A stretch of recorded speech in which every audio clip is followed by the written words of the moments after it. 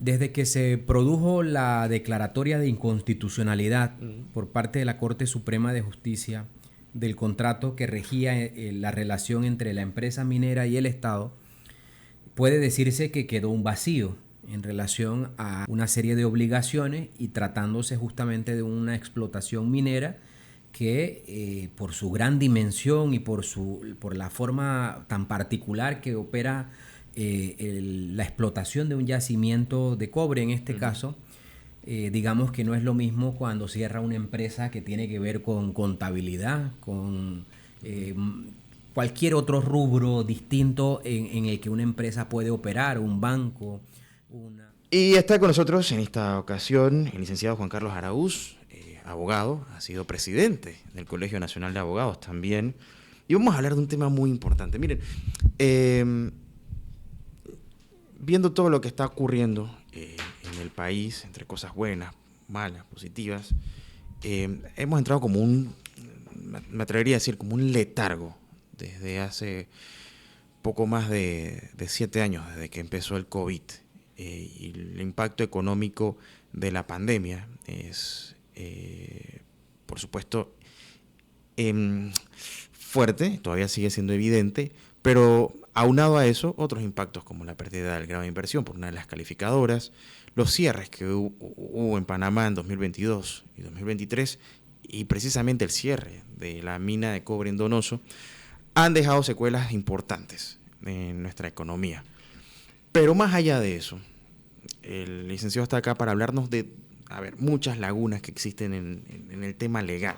Porque el gobierno pasado cerró con un arbitraje o una intención de arbitraje. Este gobierno solicitó que se levantara el mismo. Y mientras que las demandas, licenciado, han sido las demandas populares que pasaron por aquí por calle 50, la preservación del ambiente, lo que ha quedado en el aire es quién se hace cargo. Y la primera pregunta que quisiéramos entender es, hay un hueco, o no sé si hay un hueco, pero hay una mina, ¿quién la atiende en este momento? ¿No? ¿Quién se hace cargo? Porque la mina, la empresa no puede meter mano. Y el gobierno no tiene la capacidad ni sabe cómo hacerlo. Bueno, gracias por la oportunidad y excelente tema para iniciar. Sí, desde que se produjo la declaratoria de inconstitucionalidad por parte de la Corte Suprema de Justicia del contrato que regía la relación entre la empresa minera y el Estado, puede decirse que quedó un vacío en relación a una serie de obligaciones y tratándose justamente de una explotación minera que por su gran dimensión y por la forma tan particular que opera la explotación de un yacimiento de cobre en este caso, digamos que no es lo mismo cuando cierra una empresa que tiene que ver con contabilidad, con cualquier otro rubro distinto en el que una empresa puede operar, un banco, una agencia de turismo. Es decir, esos negocios pueden simplemente cerrar la puerta y desaparecer. En el caso de la explotación de un yacimiento minero, el tema es que dentro de la legislación panameña existe algo que se llama el Código de Recursos Minerales. Okay. Y el Código de Recursos Minerales tiene un conjunto de normas que aplican para justamente qué ocurre en los yacimientos minerales. Entonces, cuando desaparece el contrato de la vida, ahora queda vivo, por decirlo de una manera muy sencilla, el Código de Recursos Minerales. Entonces, el Código de Recursos Minerales establece que una explotación minera no puede darse por terminada si la misma no ha garantizado la devolución al estado inicial del área dada en concesión. Entonces, ¿qué quiere decir eso? Que a pesar de que no hay contrato, el legislador, a través del Código de Recursos Minerales, dice, momento, no me interesa que no haya contrato, pero entre el Estado y esa empresa va a existir hasta el final en el que se considere que se ha remediado o atendido el área, una relación que tiene que ponerse en desarrollo supuestamente desde el mismo momento en el que desaparece el contrato. Aquí hago un paréntesis. Como la desaparición del contrato fue de manera tan abrupta, intempestiva sin previsión, luego cae el vacío que el último tramo del gobierno del presidente Cortizo no se tomaron decisiones en relación a qué hacer, justamente con preocupaciones de decir, oye, es que el hueco ese que está abierto, o el tajo, como le llaman los expertos, no puede quedarse a la intemperie, porque el agua en contacto con la roca y el material puede producir otro tipo de reacciones que se traducen a lo mejor en una contaminación ambiental. Es decir, eso tiene que sufrir un cuidado y una atención para evitar los riesgos medioambientales. Luego llega el gobierno del presidente Mulino, quien debe entonces tomar control e informarse y documentarse de qué recibió, para luego entonces llegar al punto que realmente está ocurriendo estos días. El Ministerio de Comercio e Industria aprobó un plan de preservación, mantenimiento y cuidado seguro de las áreas, que no es otra cosa que desarrollar lo que dice el Código de Recursos Minerales para dar entonces viabilidad a cómo la empresa cumple su obligación de mantenimiento y cuidado de esas zonas, mientras el Estado tiene que decidir finalmente qué va a hacerse con la mina. Porque eso, el plan de mantenimiento es obviamente en el entendimiento que algo más va a pasar. Porque si no fuese así, fuese simplemente la búsqueda de cómo voy a tapar el hueco y olvidarme de la mina. Por eso el tema del mantenimiento y cuidado son decisiones que van a ir desarrollándose con mucha comunicación, con mucha conexión entre gobierno y empresa, para poder permitir, una decisión final de qué se va a hacer con esa explotación minera.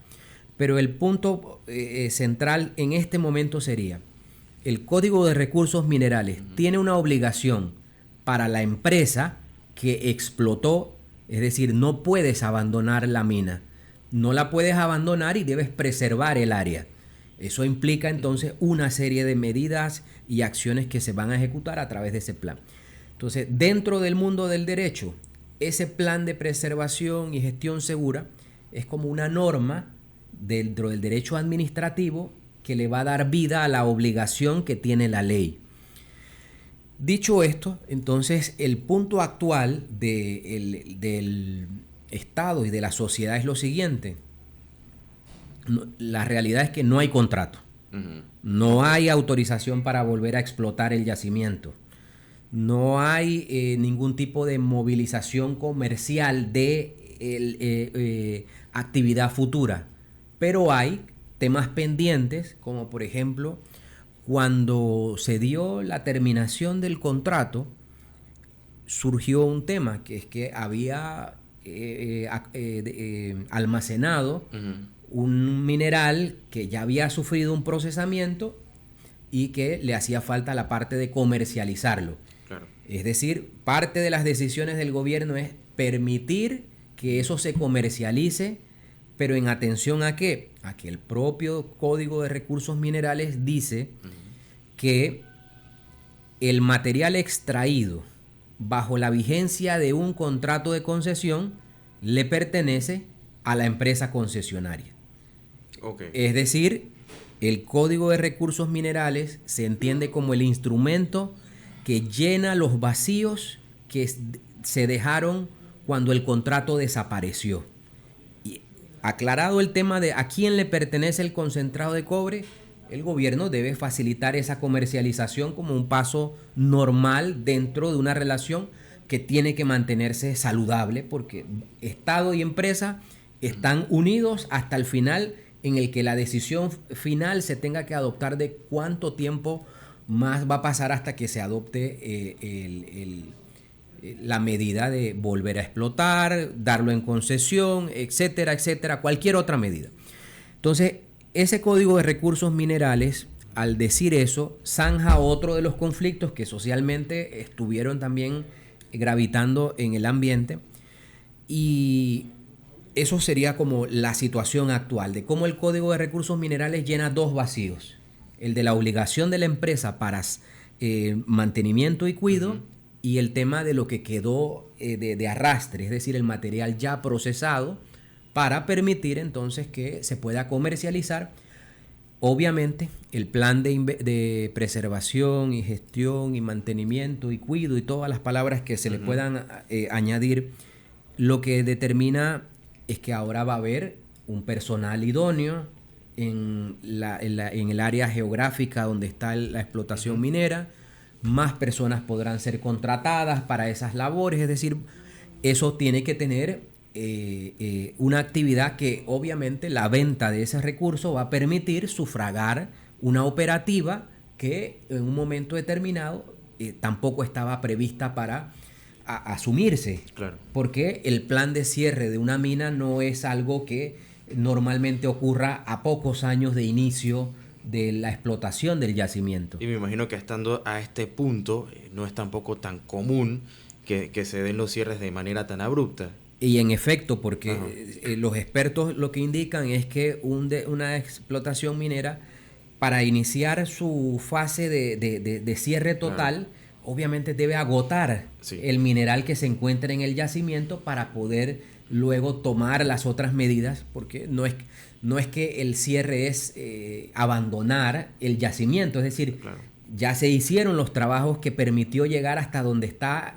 la roca que contiene el mineral y que puede ser explotada y genera los recursos a partir de allí. Entonces, todo es una situación poco usual en una operación inusual, y que, como al principio usted decía, en Panamá, desde el punto de vista de gobierno, no es que nosotros tengamos instituciones especializadas en conocer la actividad minera, conocer el negocio como tal, es decir, las partes de comercialización.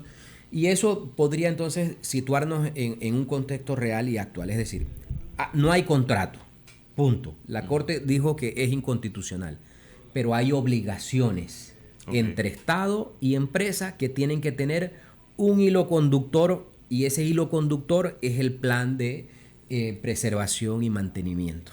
Pero, quiero entrar quizás en el tema del código, porque a mi entender lo que hace el código es tratar de cuidar principalmente los recursos del Estado, para evitar que venga una empresa y se busque zafar de cualquier tipo de responsabilidad.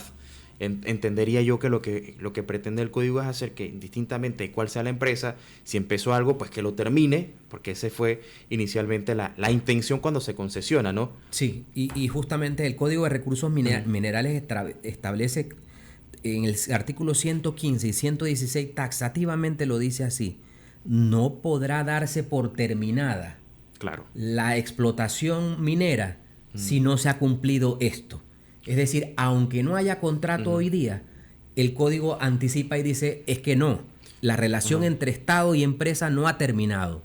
O sea, se lo pregunto para poder comprender, porque cualquiera pudiera decir, esto se hace para favorecer a X o Y empresa, pero más bien, como lo entiendo yo, y me hace todo el sentido del mundo, que el Estado busque garantizar que los recursos... Pero mire, hablando justamente de los recursos, algo que usted mencionaba también...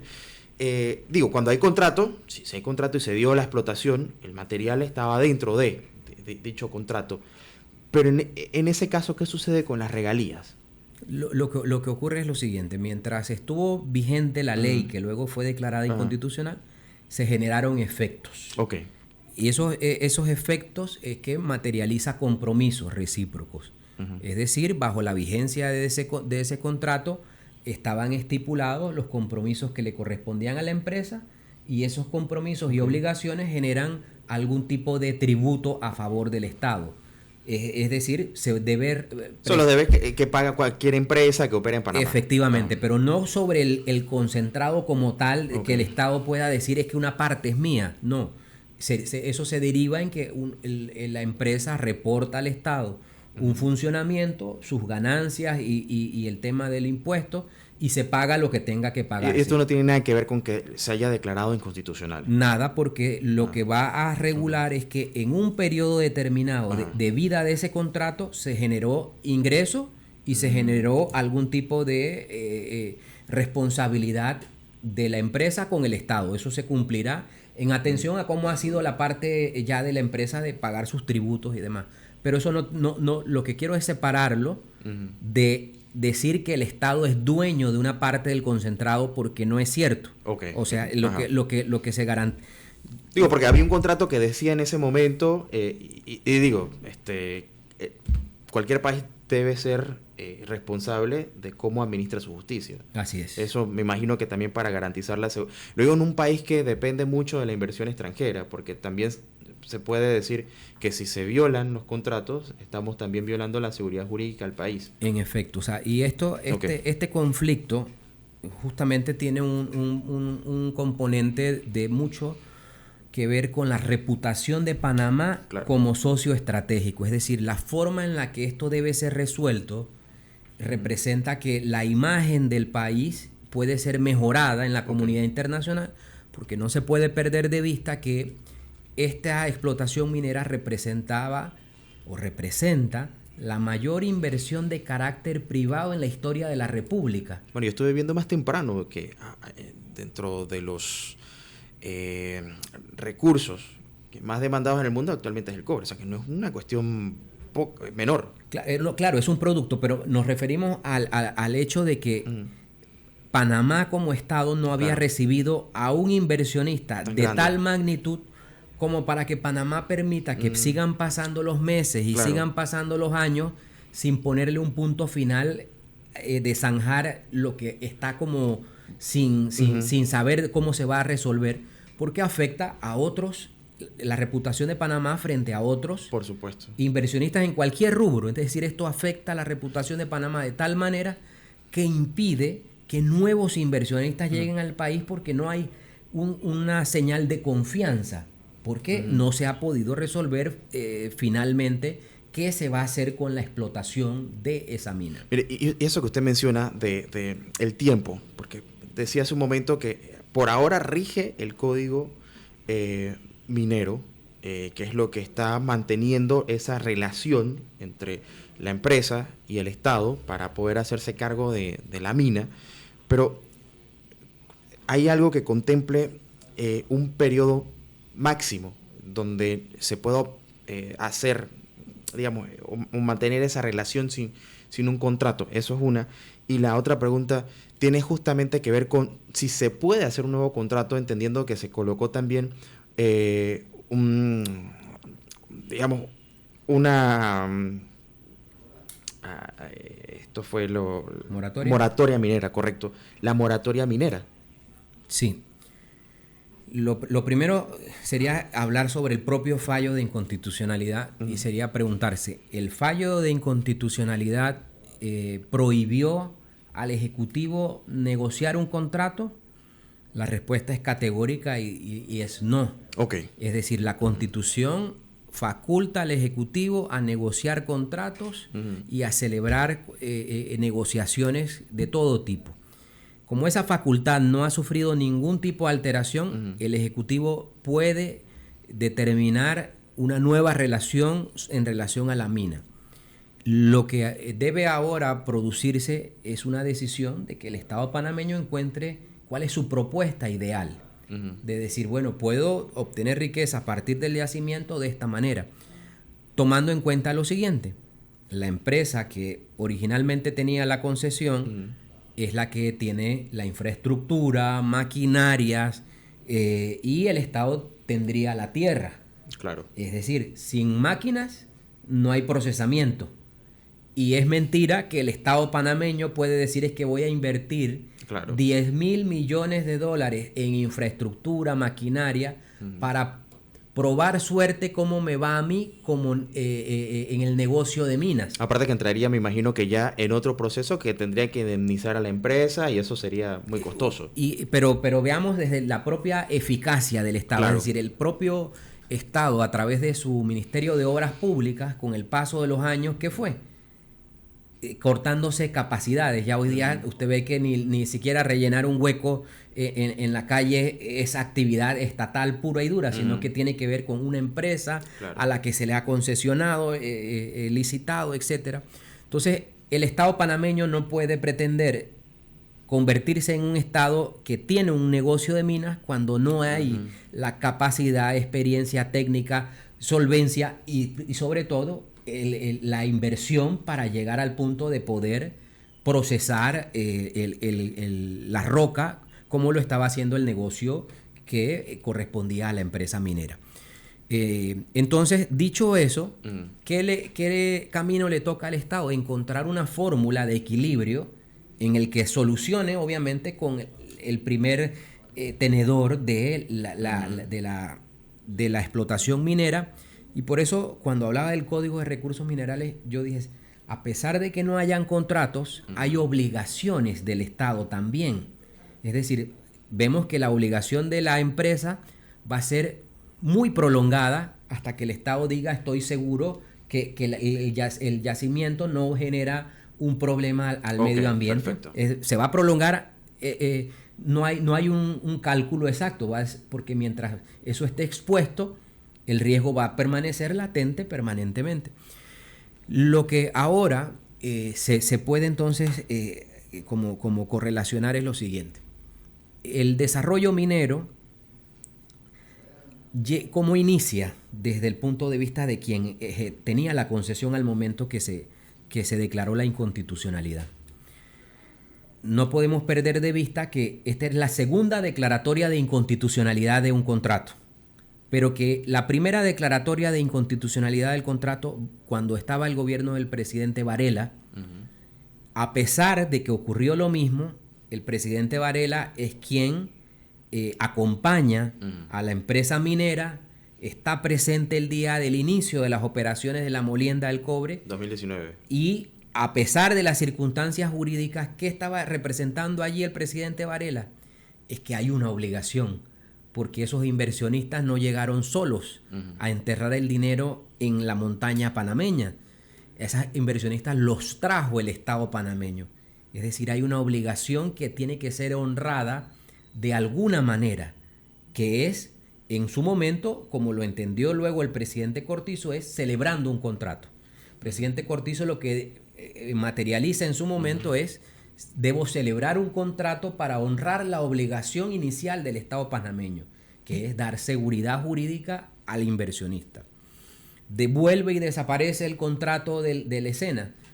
Bueno, no podemos perder de vista que la obligación primaria que el presidente Varela pretendió preservar en la forma en la que ejecutaron los actos para la empresa, tampoco desapareció con el presidente Cortizo, y hoy día, bajo el presidente Mulino, si usted revisa en una línea de tiempo, usted dice, oiga, es que la obligación primaria que estaba desde la primera declaración de inconstitucionalidad se sigue manteniendo. Entonces, ese es el tema al que hay que encontrarle solución. ¿Cómo el Estado panameño va a satisfacer la obligación primaria porque el inversionista llegó de la mano del Estado panameño para luego poder entonces aterrizar en cuál es la fórmula jurídica más eficiente, que pudiera ser concesiones, autorizaciones periódicas, muchas fórmulas en esta situación tan compleja y poco usual? Oye, tomando en cuenta que la relación con la empresa tiene ya más de casi 10 años, bueno, a ver, sí, pero tiene ya, este es su tercer periodo, en todo caso, ¿habría algún tipo de efecto retroactivo en un nuevo contrato o se puede renegociar justo desde cero? En los casos de contratos, se dice que la buena fe es la que regula todo tipo de acuerdos. Por lo tanto, es justamente la buena fe en la celebración de un contrato el que permite honrar dos cosas. La primera es que cuando alguien decide negociar con otro, lo hace porque hay una relación de ganar en doble vía. Sí, ganar, por supuesto. Y esa relación de ganar lo que busca es que todos pongan su empeño en que la relación se dé. Es decir, nadie está queriendo que la relación no se dé. Y hay un tema muy particular en este tema. Si usted analiza la ejecución de este contrato en la administración Varela, en la administración Cortizo y en lo que lleva el presidente Mulino, usted va a encontrar que el Estado panameño nunca ha tenido un reproche desde el punto de vista de quién representa al Estado en una negociación. Es decir, los tres ejecutivos han sido consistentes en expresar que la mina era una actividad necesaria y buena y productiva, y simplemente las circunstancias jurídicas se dieron como se dieron, claro, pero no cambia el fondo. Es decir, la voluntad del Estado panameño nunca ha sido mantener un pleito. Por supuesto, aparte de toda la lesión económica que se ha percibido desde el cierre abrupto de las operaciones, pero me queda un minuto, licenciado Araúz, y quiero preguntarle sobre la importancia de contar en este momento con un contrato. O sea, sabemos y entendemos que la relación se mantiene debido al código, como usted bien lo ha expresado, pero en definitivas, creo que no hemos tenido suficiente tiempo desde 2023 para entender que no se puede dar un cierre abrupto de la mina. ¿Cuán necesario es que se cuente con un contrato en este momento que evalúe ya todo lo que se ha venido viendo desde que se conoció sobre las operaciones y ya una segunda declaratoria de inconstitucionalidad? Sí, yo creo que antes de llegar al contrato lo que sería necesario es que el Ejecutivo pueda expresar su propuesta, es decir, cuál es su aspiración de los intereses panameños para ser materializados luego en algún tipo de instrumento. Que dejo el catálogo muy abierto en posibilidades, pero sería que en este momento el Ejecutivo tiene que transmitirle a la sociedad es que he encontrado una fórmula de mayor rentabilidad, de mayor fiscalización ambiental, es decir, he encontrado una manera en la que la propuesta a nombre del Estado panameño va a ser esta. Y ese es el primer impulso para luego cómo en el tema de desarrollo se pueda ejecutar. Como manifesté, el tema de una negociación es tan amplio como la buena fe lo permita. Y eso es lo que habría que promover y estar consciente que el Estado en este momento necesita ingresos. Y abierta la mina directamente para extracción y comercialización de ese producto es la fuente más inmediata para obtener riqueza. Definitivamente un tema que abarca muchísimas aristas, pero gracias, porque sabemos que en media hora no se puede llegar a dar una explicación detallada de todos los aspectos. Lo que sí me parece importante resaltar es que todo esto presenta una oportunidad de poder tener un debate más consciente y abierto de la situación, porque en los últimos años lo que ha habido con respecto a este tema particular ha sido desinformación y puntos encontrados en ambas vías, pero qué bueno que exista la forma, y ojalá que se presenten los mecanismos, como usted lo menciona, para que se hagan negociaciones objetivas y beneficiosas para todas las partes. Así que gracias al licenciado Juan Carlos Araúz por acompañarnos. Es abogado y pues como jurista comprende muy bien los aspectos legales. Así que ojalá podamos conversar más adelante de este y otros temas.